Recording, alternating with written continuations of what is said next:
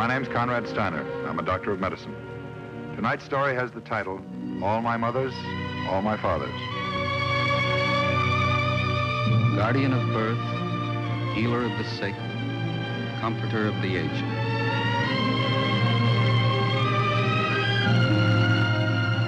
To the profession of medicine, to the men and women who labor in its cause, this story is dedicated.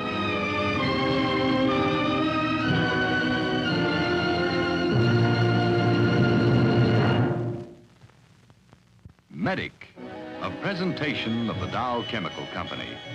Producer of chemicals for industry and agriculture, magnesium, the lightweight metal from the sea, and plastics you use every day in your home.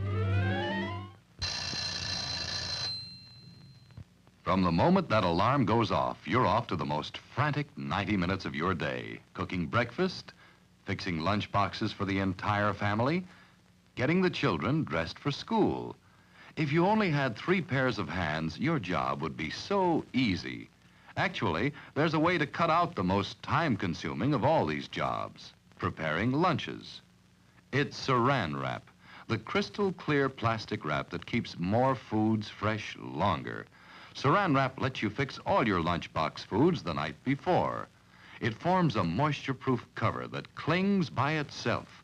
And once it clings, the Saran Wrap moisture barrier just won't let food freshness escape. What's more, there's just no end to the wonderful variety of foods you can pack with Saran Wrap. Take sliced tomatoes, for instance. Neither their flavor nor their juices can escape. You can be sure they'll be fresh, tempting, and delicious when they're eaten the next day. And you'll never have to worry about a light, fluffy piece of cake picking up the flavor of other foods, like strong cheeses, or these onions, for example. Saran Wrap gives perfect protection against such foods transferring their odor or flavor, no matter how closely they're packed together. And of course, with transparent Saran Wrap, you can see each food you wrap. Whether it's for your child's lunchbox at school or for any other purpose, Saran Wrap preserves food flavor and food freshness. Next time you're in your food store, look for this display, and especially for this card of lunchbox menu ideas. Take a copy of these menu ideas home with you, along with a box or 2 of Saran Wrap. Saran Wrap is sold throughout the United States and Canada.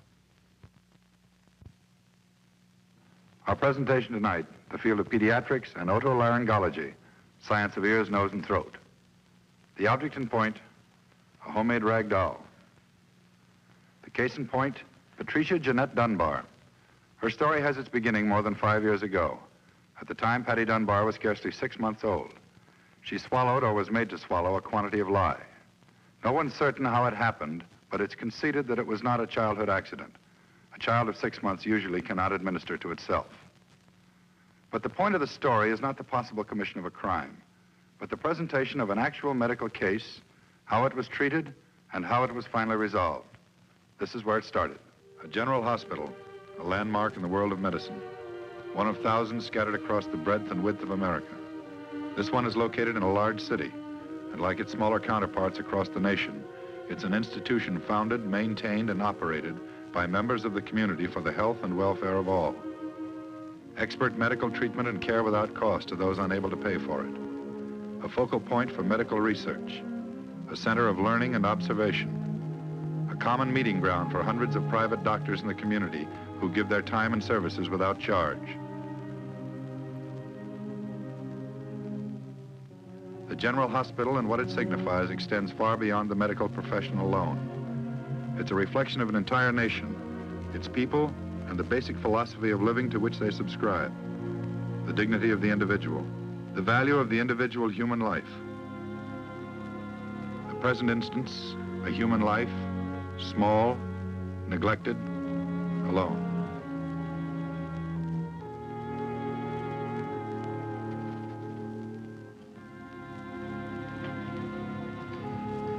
Dunbar, Patricia Jeanette.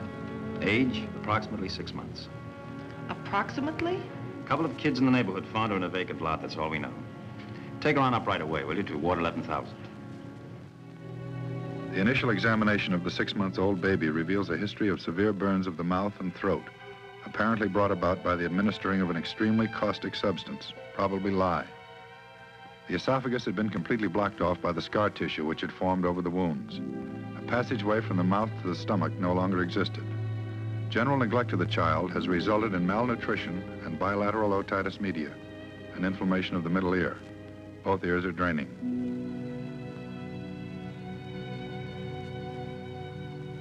Initial treatment includes special intravenous feedings to treat temporarily the dehydration and nutritional problems. Injections of antibiotics to combat the bilateral ear infections are also administered.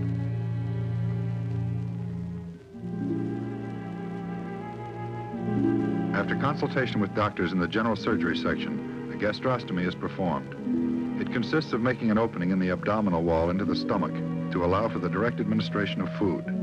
The patient's condition continues to remain critical.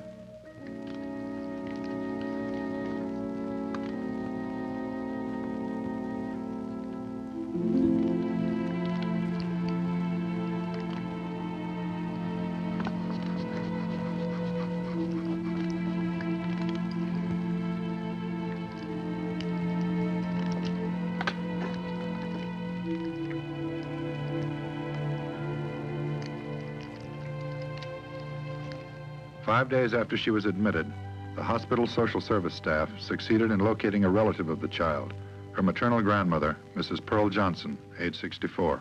And you have no idea where we might contact Patty's mother? No, Doctor. I don't see much of my daughter anymore since she left home. That's been about 2 years ago. Would you happen to know the name of the doctor who attended your daughter when Patty was born? Doctor, I didn't know Rose was expecting. I didn't even know when she got married. She never even invited me to the wedding. Well, do you happen to know where the father might be staying?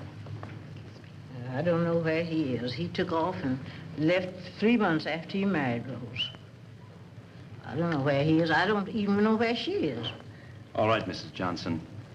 Thank you very much. Doctor, do you think it's serious? Well, it's serious, but it's not completely hopeless. Food can no longer pass from the mouth and down through the food pipe and into the stomach. Patty's now being fed through a new opening we've made directly into her stomach. Will she have to be that way all the rest of her life? I think there's a chance the damage might be repaired. We'll have to wait until she's a little older, in better physical condition, before we attempt any corrective surgery. What about that condition in her ear, Doctor? Well, apparently Patty's had this condition for some time. 2 of the men attending her have examined her already, had x-rays taken. They're ear, nose, and throat specialists. They'll keep a close watch on her. They say she'll be all right? Well, there's quite a bit of scar tissue in both of Patty's ear canals because of the infection. Patty seems to be what we call a keloid type. Her body has the tendency to form excess scar tissue. Does Patty have any other living relatives that you know of, Mrs. Johnson? No, Doctor, I guess not. Nobody but me. Well, now, I don't want you to worry. We're going to take good care of her. My daughter, Rose, trying to kill her own baby. Can you imagine such a thing? Rose has been raised right. I tried to do the best I could by her, God knows. Trying to kill... Why would she do such a thing? Why would she do such a thing? Trying to kill her own baby. There's only one person can answer that, Mrs. Johnson. Your daughter, Rose.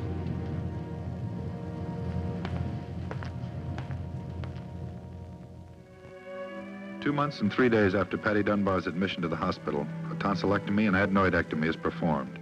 Removal of the adenoid tissue is designed to improve the drainage of the ears by way of the eustachian tube, the canal which joins the ear with the nasal passage. The patient is kept under close observation. There is no noticeable improvement in her condition. Patty Dunbar remains in the pediatric section for a full 6 months.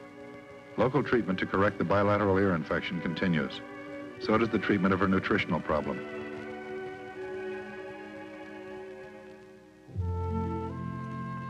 At the age of 1.5 years, after more than 11 months of treatment, care, and observation, Patty is transferred from pediatrics to Ward 4000, the ear, nose, and throat section, for more intense treatment of the disorder in the middle ear. It's a grandmother's baby. Brought this here for you, so you have something for yourself.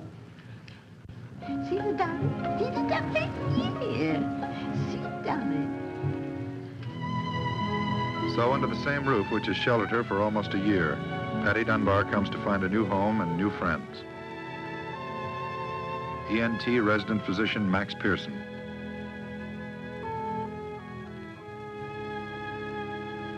ENT surgical nurse Marion McGinnis. Intern Walter Coleta.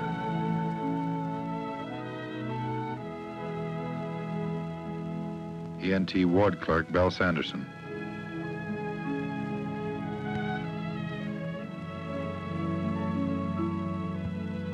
Ward supervising nurse Gertrude Morgan. There's also Carolyn Basserman. A ward patient for the last year and a half, Miss Basserman is a victim of epidermoid carcinoma of the mandible, cancer of the bone, which has necessitated the removal of her entire lower jaw. Spoiled, that's what she is. Oh, it's a new ward, new people. It'll take time to get her used to it. She needs discipline, that's what she needs. She needs love. Don't you think so, Miss Basserman? Poor little thing. What's the matter with you? The esophagus is burned out. Caustic lye. It's a bad ear infection, too. Oh, I'm sorry. So this is Patty. Certainly a cute one, aren't you? Hey, that's a pretty hefty grip you've got, Patty. You want to take a swing at me? Huh? Move back to the treatment room, will you, McGinnis? I want to look at her ear.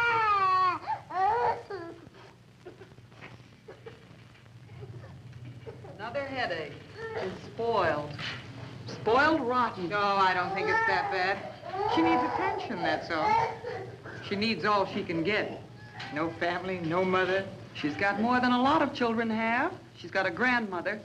Not anymore, she hasn't. What? Grandmother died 4 days ago. Cerebral hemorrhage. She's all alone now. She doesn't belong to anybody. Not to one living soul. Miss Morgan, would you put her next to my bed in the ward? I could sort of read to her and things like that.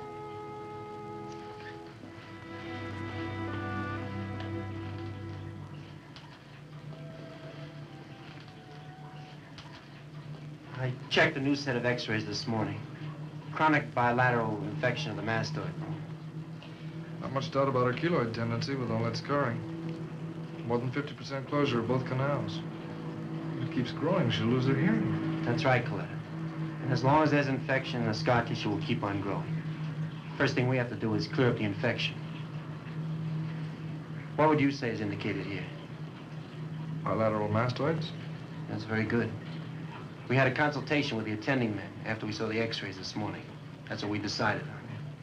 Simple mastoid procedures in both ears. We'll get in there and remove all the chronically infected bone. Allow it to heal. And if it doesn't? We'll worry about it when it happens. Schedule her for surgery as soon as possible. Right.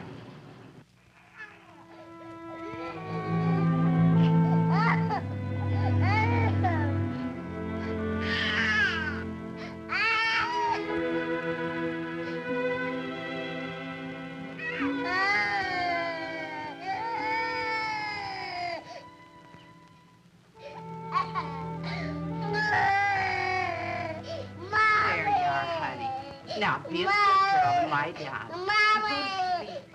We'll start getting acquainted tomorrow.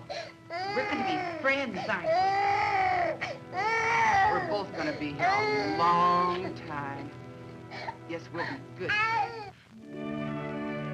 2 days after her arrival on the ward, Patty Dunbar enters the ENT surgery for the second, but by no means the last time. During the 4.5 years to follow, she will lie on this same table, under these same lights, 7 times. In this second procedure, simple mastoidectomies are performed on both ears. Chronically infected areas of the mastoid bone and surrounding tissue are removed.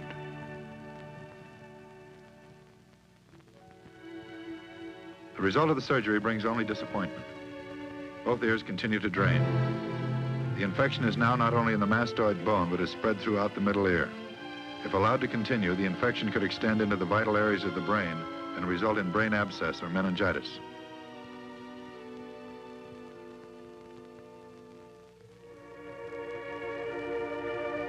After 3 months, Patty returns to surgery once again, this time for a modified radical mastoidectomy. In their efforts to turn back the destructive invasion of bone and tissue, the surgeons enter the region of the middle ear. They cut away as much of the infected area as possible without disturbing the delicate bones of hearing and imposing total deafness on a child who has more than her share of handicaps.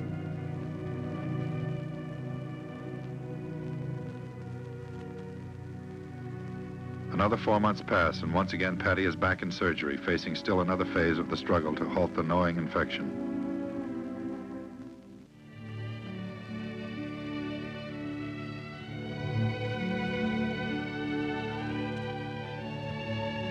Another 4 months go by, then another 4. Patients come and go, but Patty, now 3 years old, remains. Max, what'd you find out? I met with the attending men. We reviewed Patty's history. Had them check her over just to be sure. What's the word, Doctor? What did they say about Patty? What I thought they'd say. Both ear canals closed.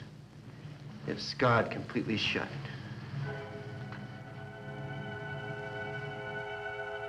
So at the age of 3 years and 1 month, Patty Dunbar, who has shouldered more pain and physical misfortune than most people encounter in a lifetime, is deaf.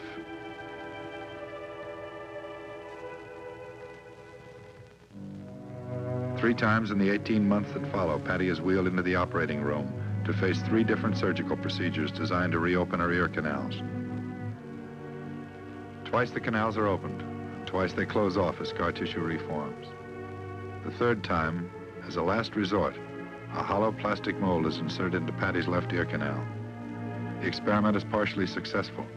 The canal remains open, Patty regains partial hearing, but the ear continues to drain. Patty is growing up. She's now 5 years old, and she's found still another friend, a new patient on the ward. Her name's Linda. She and Patty will be bosom friends for only 3 months. Their friendship will have to make up in depth what it lacks in length. At the moment, this is very disturbing to Patty's old friend. Sanderson, I want you to talk to Patty. She isn't fair. Well, she's been like this ever since Linda came. She just isn't fair at all. Patty, what's this I hear? What have you been up to? There. You see how they are? They won't even talk to me. That Patty's getting to be nothing but a little snob. You know me, Sanderson. I try to get along with everybody. Well, I was Patty's best friend when she first came here. I tried to do everything I could for her, make her feel at home. Don't be upset, Miss Basserman. Well, I think Patty's just trying to tease you. Well, she shouldn't tease. I don't tease her. I've been nothing but a good friend. Now she goes around snubbing me. She won't even talk to me. Miss Sanderson, you know that's not right, don't you? It just isn't fair.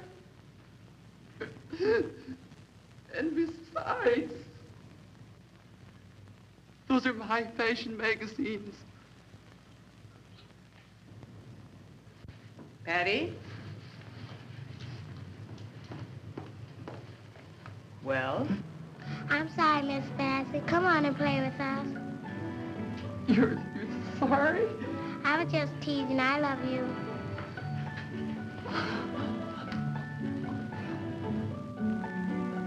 For Patty, the happiest days of all the 5 long years she lived on the ward were the 6 weeks that followed.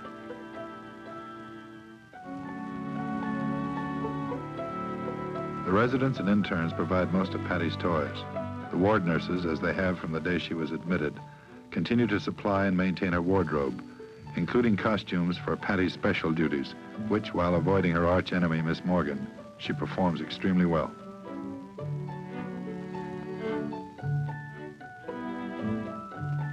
Among these duties are Patty's ward rounds. Her long experience with pain and fear fits her perfectly for the role of Angel of Mercy. What's the matter, little boy? Nothing. Want me to sing to you? Tell me the story of Jesus. I love to hear things I would ask him to tell me if he were here. Sings by the wayside, tales of the sea, stories of Jesus, tell them to me. Birthdays are never overlooked. If there's a party going on, Patty finds it by instinct. Whether it's on the 17th floor or in the basement, she makes it a point to be present, especially when it's Miss Basserman's birthday. Parties are fun for Patty, even though food is a strange and confusing subject. The real nourishment for her body is a specially prepared formula, injected with a large syringe through the hole in her abdominal wall, directly into her stomach. But the absence of an esophagus has by no means destroyed her taste or desire for real food. Ice cream and cake are her favorites. She might not be able to swallow, but she can still enjoy their taste.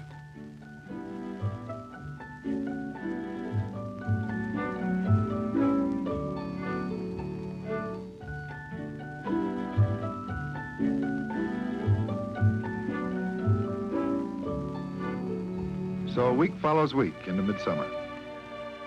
Then one day the staff is shaken by some very disturbing news. They knew it was inevitable, but it's nonetheless disturbing. The welfare authorities and the juvenile court of which Patty is a ward have started interviewing prospective foster parents to adopt Patty. No one disputes that it's for Patty's own good.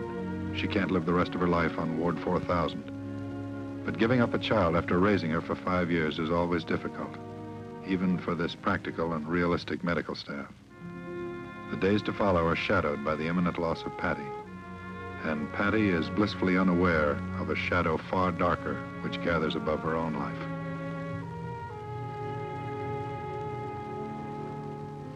Here, let me help you, Doctor. Quickly, move on up to surgery. Did anyone call Dr. Rhodes? Yes, I did. He's on his way up. All right, let's make it fast.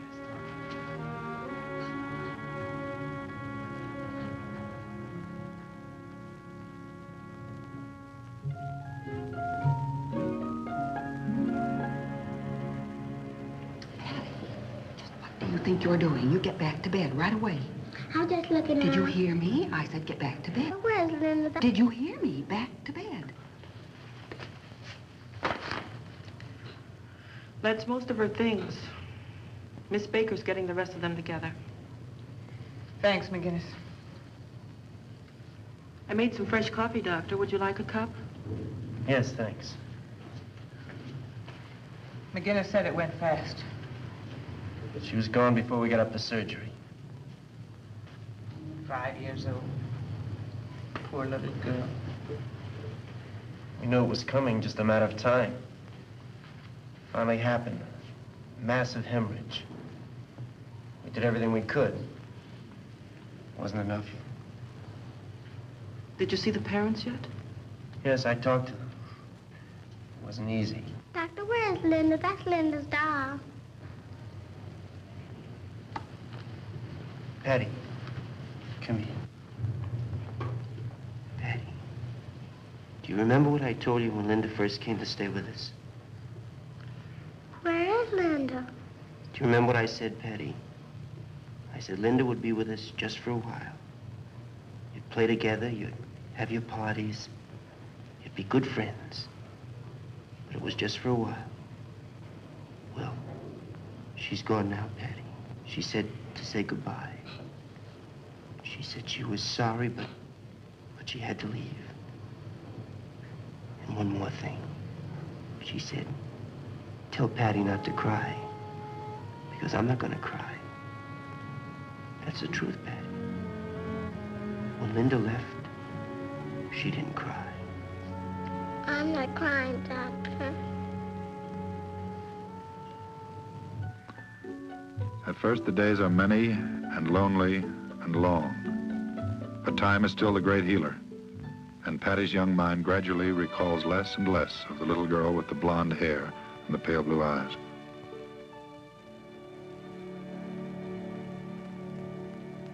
Finally, after almost 6 years of hospital life, the big day arrives.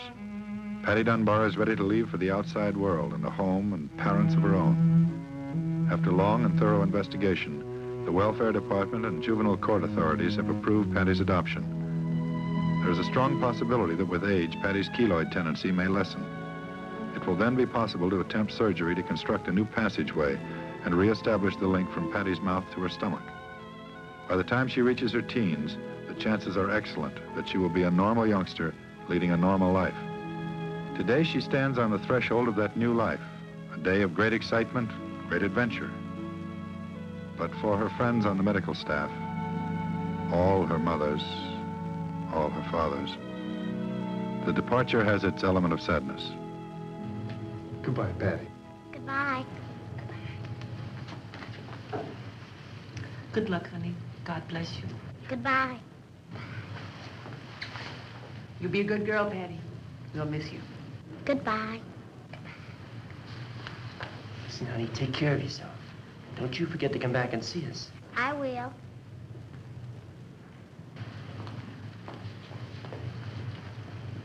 Goodbye, Patty. Goodbye.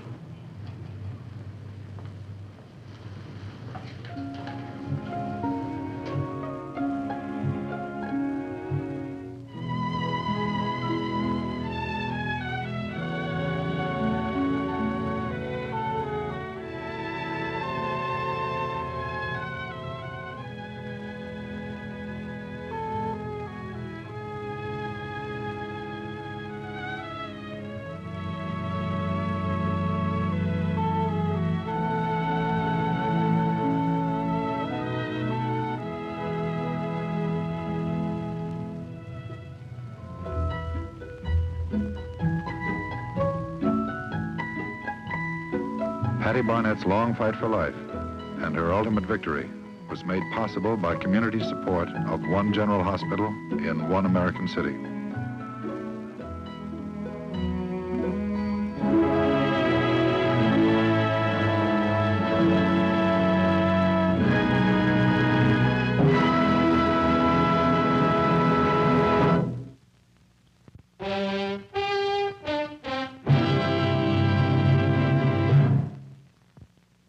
This is latex paint, a product of chemistry so unusual, so easy to use, it will give you a new concept of interior decorating.